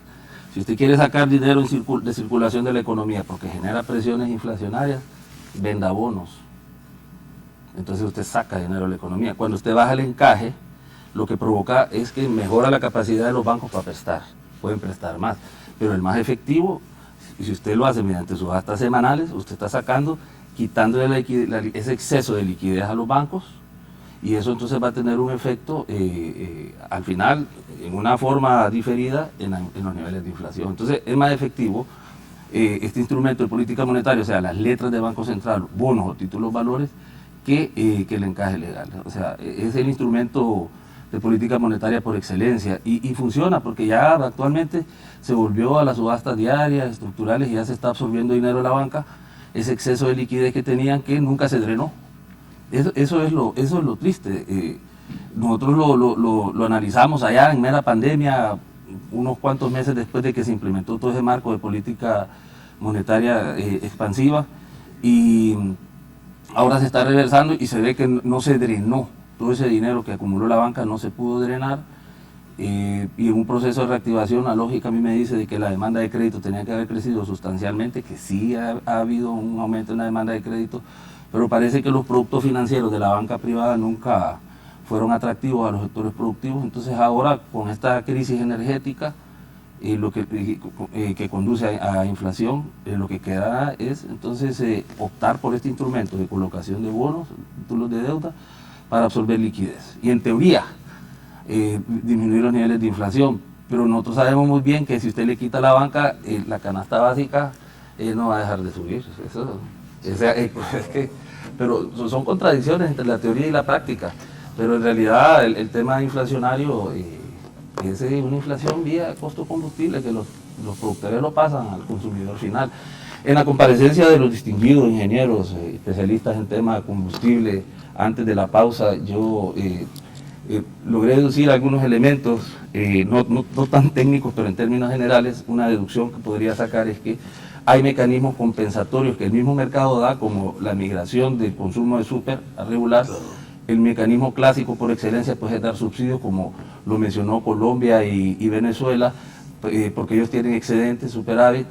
En el caso de Estados Unidos, el uso de las reservas, que por primera vez disminuyeron a 583 millones, están utilizando 1 millón de barriles de petróleo diarios.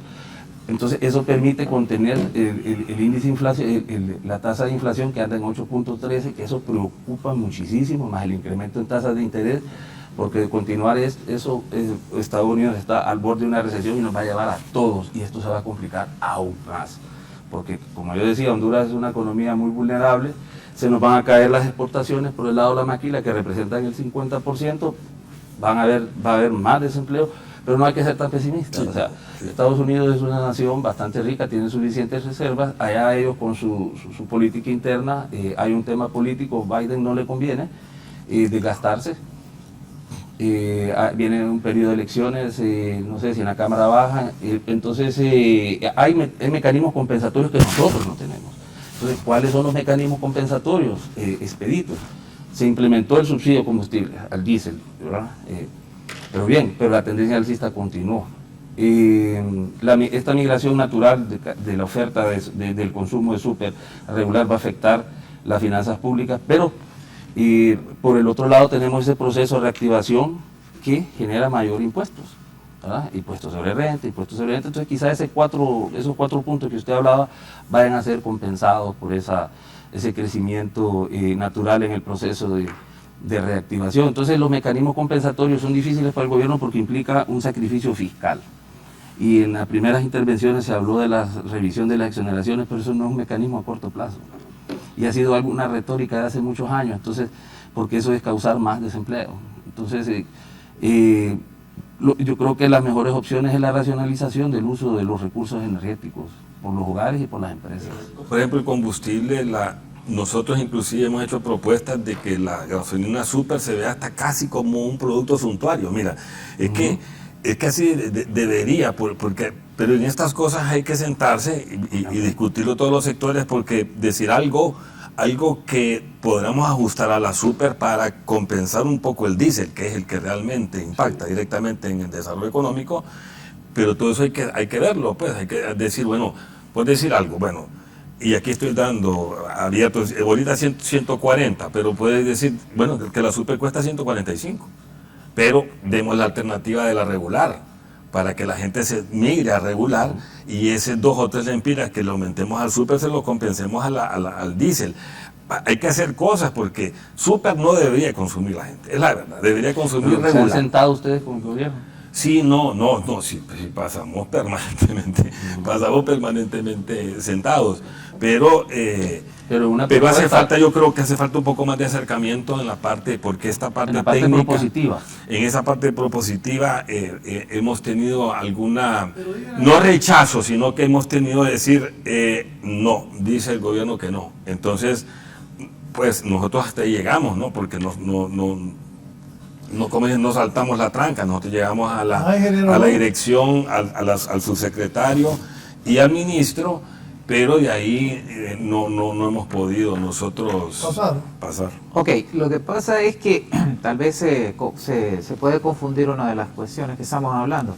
Lo del octanaje ya le hemos dicho a la DIPE, que lo promueve y es apoyado por los importadores, que ese no es el momento para hacerlo, por lo que implicaría que sería un aumento en el costo al público. Creo que eso sería rechazado por todo el mundo. Ya eso ya hemos hablado bastante. Lo otro es lo de alguna forma hacer un subsidio cruzado de castigar, por decir así, a la superior para usarlo en el diésel. Eso ya se ha revisado y se está viendo si se implementa o no. Tiene sus problemas, pues debido a que no crea que va a ser tanta el beneficio que se va a obtener, debido a que el diésel se consume el doble que gasolina superior. Entonces ya ahí hay un problema, ¿verdad? Y como les dije, los datos viene en disminución el consumo cada semana. Entonces sí hay ciertas medidas, el gobierno está abierto, ha puesto su parte, dio el ejemplo, creo, y hemos visto los resultados. Nosotros tenemos los resultados y ya estamos viendo una disminución y eso nos agrada, que tal vez no es la que todo el mundo deseara. Ya también lo hemos visto, porque obligar a restringir la circulación de automóviles, ya lo platicamos aquí, también es un problema para la economía. Entonces todo tiene que hacerse en forma bien mesurada y medir las consecuencias que se puedan tener. Sí, mediciones técnicas. Claro, pero muchas veces es impactar, pues como dice el ingeniero, impactar así al consumidor ahorita no es el tiempo, pero depende, las cosas a veces depende de cómo uno las venda y tiene que ser sustentada, ¿no? Porque tiene que decirlo, ok, esto sí va a haber un impacto, y nosotros somos claros y decimos, sí va a haber un impacto en la regular, porque estamos garantizando un incremento en la calidad. No es que la actual sea de una mala calidad, es que es una calidad que no se ajusta al parque vehicular actual de los vehículos, sino que eso hay maneras de venderlo y hacerlo y decirle sí va a haber un impacto. Inclusive con las importadoras se puede hablar, yo me estoy adelantando y no sé si se puede o no, pero yo creo que sí, que eso sea gradual. O sea, usted puede diluir esos 3-4 lempiras en 6 meses, si ahorita aumentó 2.80, pues, la regular, o sea, por lo lógico, pero sí nos vamos a ir toda la cadena de comercialización junto con el gobierno, los medios de comunicación, hacemos una campaña, doctor, y en 6 meses nosotros cambiamos esa matriz, la cambiamos inmediatamente. Pero si estamos en ese tira y encoge, que los gasolineros dicen que no, el gobierno dice que sí, entonces estamos en una diferencia que lo importante es reunirnos, crear una agenda y decir una ruta, y decir, bueno, vamos a entrar en una ruta que no va a ser ahorita el tiempo, pero que va a ser en los próximos 12 meses, por decir algo, porque sí, definitivamente el ingeniero sí sabe que el parque vehicular no tiene 88 octanos. El parque vehicular es de 90 para arriba. Creo que Solo un minuto, que don Freddy Castellanos está desde la Centroamérica. Don Freddy. Sí, buenos días, licenciado. Un saludo ahí a los panelistas. La consulta, yo soy un simple consumidor de vehículos, un ejemplo. Entonces la pregunta mía es, usar regular, yo no uso regular por este motivo, como dijo ahí el panelista, de que la palabra lo dice, es que no es de calidad. ¿Va? Además, los vehículos que están entrando, yo tengo un carro americano, un Isuzu Chevrolet, es una combinación de General Motors. Ahí me dice que tengo que usar gasolina regular. La Ford Escape, que tiene una hermana mía, también dice que combustible regular. Pero ¿qué pasa? Como siempre se ha manejado que la regular no tiene el octanaje que es, uno habla de que los inyectores, que el sistema de inyección del motor se va a dañar y que eso viene a un costo a largo plazo, digamos en 6 meses de cambiar de combustible, mi vehículo va a presentar daño y la reparación va a ser mayor. Entonces, yo estoy escuchando y me interesa porque quisiéramos pasar a regular, pero ellos que conocen bien el tema nos pueden garantizar que ese cambio de combustible no va a venir a percutir en el mantenimiento del vehículo más adelante. Recuerden, los repuestos americanos aquí son caros. Entonces, en las especificaciones de la Ford Escape y de mi carro dice usar combustible regular, pero como nosotros tenemos que en Honduras la calidad nunca, no hay servicio de calidad, pues todo es, una vez recuerdo, no sé, que en San Pedro Sula era el único lugar donde se aseguraba que el octanaje de la superior y la regular eran aceptables y que acá en lo que venía para otras ciudades no. Entonces, son personas que a veces comentan y se confunden a nosotros las personas. Entonces, si quieren cambiar esa matriz, deberían de asegurarnos que si cambiamos esa matriz, la gente varía, claro que sí, pero ¿quién nos va a asegurar de que eso no va a repercutir en el mantenimiento de los vehículos? No sé si alguien nos puede, si alguien tiene conocimiento técnico, que eso no nos va a afectar, para que nos puedan aclarar, pues. Y la otra, con lo que decía el economista, todo el mundo sabe que la zona sur es la zona más pobre, y el Tratado de Libre Comercio nunca lo hacen por el Pacífico, y todo el mundo tiene tratado con China. Usted va al sur y usted va a ver cuánta pobreza. ¿Por qué? Porque no hay nada. Una vez yo trabajé con la compañía Williams y Asociados, hemos construido una maquila, la sacaron, la maquila del sur. ¿Qué es una maquila en el sur? Se fue para Nicaragua. Son los gobiernos los que no hacen eso. Entonces, todo lo que todo el mundo habla, yo creo que ni yo, que no soy nada, soy un simple técnico industrial, hasta de economía puedo hablar, porque sabemos muy bien que no ha habido voluntad política para desarrollar el país. Usted va a la Mosquita, ahí tiene todo, cuánto no puede entrar por ese lado, y nadie quiere desarrollar el país. Pues solo era un comentario, le agradezco ahí por la oportunidad. Paso.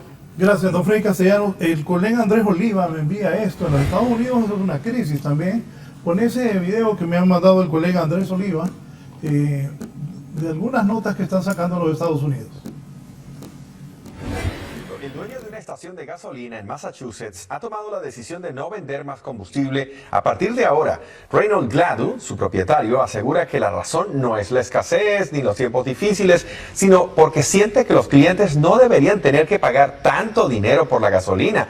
Piensa que el ver cómo el combustible ha aumentado a un ritmo de 20 centavos casi a diario es una estafa, y dice que su conciencia no le permite seguir vendiéndolo. El hombre informó que seguirá ofreciendo servicios de reparación de automóviles.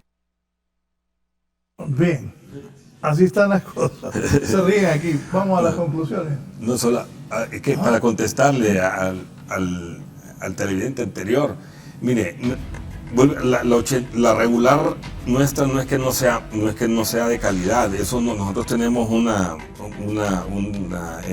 protección al consumidor en desarrollo económico que hace su trabajo y lo hace muy bien, ¿no? O sea, nosotros, de hecho, el sector nuestro gasolinero está vigilado y sabemos que así como nosotros, la cadena entera, desde el importador hasta el consumidor. Eso no es el problema no es tampoco que su carro llegue a regular, porque no sé si estuvo desde el inicio del programa o a mediados del programa, la regular de Estados Unidos no es la regular de aquí, o sea, y no es porque, no es, vuelvo y repito, no es porque la de aquí sea de menor calidad que la de allá, sino que tienen dos nombres diferentes. Le voy a aclarar. Sí. Yo ahorita pensé, o sea que la regular de allá sí es buena. La regular de allá, no, eso hay que corregirlo. La regular de allá es de 87 aquí, que sea, es una nomenclatura que en inglés se llama Anti-NOx Index, es una nomenclatura diferente que quiere decir otras cosas, pero y la de aquí es RON, es Research Octane Number, es una nomenclatura diferente.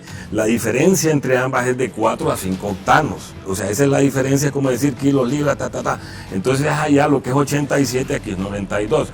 cuando usted lee ese manual de su vehículo que dice regular y es de Estados Unidos, es que se refiere a la regular de allá, que es diferente a la regular de aquí, pero no es que sean calidades diferentes, es que nosotros como gasolineros, sector gasolinero, lo que estamos impulsando es de que se ajuste ese 88 octanos de aquí, de que es la RON, a 91 octanos RON, que sería más o menos la 87 de allá de Estados Unidos. Yo también quisiera, mire, para que le quede un poco claro a las personas, usted puede hacer la migración, como un ejemplo que estuvimos viendo antes de detener el programa, irlo haciendo en forma gradual para pueda ver si hay algún cambio en su automóvil, ir usando, si usa super, empiece a echarle menos super y va echándole regular hasta llegar a usar regular completamente y va a ver si hay algún cambio. Pero para que le quede claro a la gente, la superior sirve cuando usted va a desarrollar velocidades alrededor de entre 70 y 90 kilómetros, 80 kilómetros promedio. Eso es en carreteras, en las ciudades no lo va a desarrollar. Entonces, y usted puede consultarlo en internet. Si usted le echa superior y, por ejemplo, y su carro necesita regular, lo único que está haciendo es quemando el dinero, lo está botando. ¿Qué hay que usar regular? Es que aquí en Tegucigalpa, y es un ejemplo, todos lo sabemos, 20 kilómetros promedio por hora. Ese es el problema. ¿Por qué? ¿Qué es lo que pasa? ¿Para qué quemamos gasolina? Para mover el carro. Y si estamos usando el freno a cada momento, estamos botando el dinero. Entonces, ¿qué quiere? ¿Botar un galón que le cuesta 16 lempiras más o uno que le cuesta 16 lempiras menos? Creo que es de lógica. Pero no le tenga miedo a la gasolina regular. Es la misma gasolina que se usa en todos los países de Centroamérica. Yo les he dicho que el promedio del octanaje que le habla Juan Carlos de la regular es 90, le falta 1 para llegar a 91. No creo que eso sea tan significativo. Y en su momento, cuando sean las condiciones adecuadas, se va a hacer el cambio. No tanto por la presión de la red de comercialización, sino por las condiciones de los mercados que nos venden los combustibles. Muchas gracias. Ingeniero Fernando Lobo, el director de la Comisión Administradora del Petróleo de la Secretaría de Energía, con nosotros esta mañana. Don Alejandro Arones, catedrático, economista. Muchas gracias.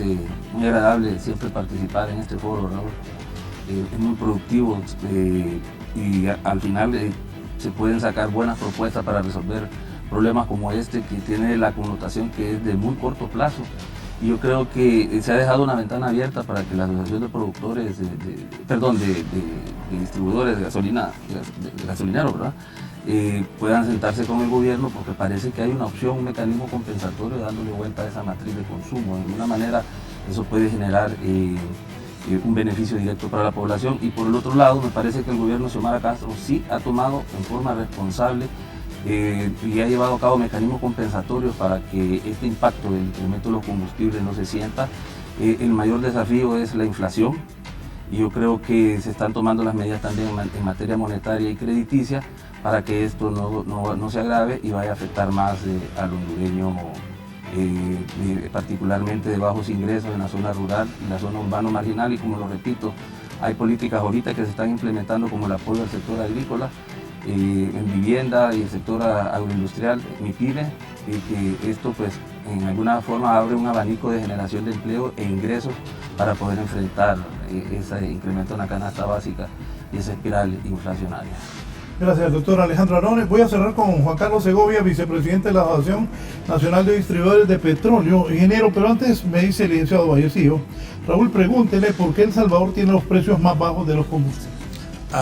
Bien sencillo. El Salvador prácticamente, y si no que me corrija Fernando, prácticamente ha quitado todos los impuestos. Está congelado. Está congelado el precio en El Salvador. A Nicaragua es la que lleva 10 semanas seguidas también tomando políticas bien fuertes. Pero nosotros, mire, si aquí queremos hacer el ensayo, imagínense si el precio, nosotros entramos en una ruta de bajarle, a excepción del diésel, que el diésel hay que tenerle un tratamiento diferente. Pero si nosotros no dejamos que las gasolinas lleven su curso, que es Y si las abaratamos, ¿qué es lo que tendríamos acá? Usted que es economista, doctor, aquí tendríamos mucho más consumo. Si el consumo no se ha visto golpeado, Fernando, es más o menos lo que ha pasado. Los precios siguen incrementando y la gente sí, y sí muy parecido. Ha disminuido. Pero en el Distrito Central... Pero no al ritmo que desearíamos, sí. En el Esperábamos un poco más alto. El Distrito Central sí se siente fuerte por el teletrabajo, y aquí las estaciones locales sí se han sentido el impacto entre un 10 y 12%. A nivel nacional no ha impactado tanto porque la mayor masa laboral gubernamental está en el Distrito Central. A nivel general ha sido como un 5-8% según los números que nosotros hemos estimado. Lo que nosotros hemos visto es que a nivel general, o sea, del país ha disminuido casi un 12%. A nivel de Tegucigalpa y San Pedro Sula ha disminuido casi un 20%. Sí, pero a nivel ya, si nosotros entre un 8, un 10, dicen, un 10-12% a nivel... Muchas gracias, Raúl. Sí, yo creo que lo más importante aquí es, estamos comenzando con un nuevo gobierno. Nosotros estamos impulsando todas estas políticas que nosotros creemos que son las adecuadas. Pero lo más importante es lo que usted dice, doctor, reunirnos para que rememos por el mismo lado, aunque de repente no tengamos consensos o acuerdos tan a un plazo tan inmediato, pero por lo menos definir una ruta y decir, bueno, vayámonos, pero vámonos todos juntos, pues, o sea, no estemos saliendo unos que digamos una cosa, otra cosa, que todavía eso nos está haciendo falta, pero yo creo que para definir una ruta sí es importante la reunión. Ahí está la tabla, entonces, nuevo precio. La Super 142 lempiras con 76 centavos, el aumento es de 3.80. Fuerte el aumento. Fuerte. Creo que este es precio histórico, el más alto que se ha visto. Sí. En la historia, ¿no? Sí. En la historia de Honduras el precio más alto del combustible, 142,76 centavos la Super, la regular 126,11, el querosén 113,33, diésel 122,74, GLP doméstico 39,79, GLP vehicular 57,11. La Super un aumento de 3 lempiras 80 centavos, la regular 2 lempiras 84 centavos, el querosén 67 centavos, 39 centavos subió el diésel y 12 centavos subió el... No, bajó el GLP vehicular y bajó el querosén. Bajó el querosén y el GLP vehicular, y el incremento del diésel, pues en realidad fue poco a lo que venía. Veníamos de 2 semanas de rebajas por condiciones del mercado, pero ya se han vuelto a activar sobre todo la exportación de diésel de Estados Unidos a Europa, y eso nos está haciendo que se encarezca el producto que importamos. Bueno, aquí nos vamos. Quiero agradecerles a ellos, y usted, si tiene carro, motocicleta, cuatrimoto, moto, camión, lo que tenga, vehículo que ocupa combustible para caminar, pues tenga cuidado, porque úselo bien, porque está caro. Y su bolsa, qué bueno que mucha gente ya está entendiendo y no está... vos te compraste una moto, ¿no? Gerson tenía un carro y me dijo, ya no aguanto. Sí, claro. Compré una moto para ir a dejar a la señora y después agarrar, ¿sí o no? ¿Ves? Él se me acercó el otro día, la semana antepasada, te me acercaste y me contó que tuve que comprar una moto. No, el consumidor debe racionalizar el uso de gasto en combustible. Es la única forma. Alejandro Urias, amigo mío, el año pasado él compró un Jeep de 6 cilindros. Buen provecho. Gracias, que tengan una buena semana y sigan con Canal 11. De 6. Sí.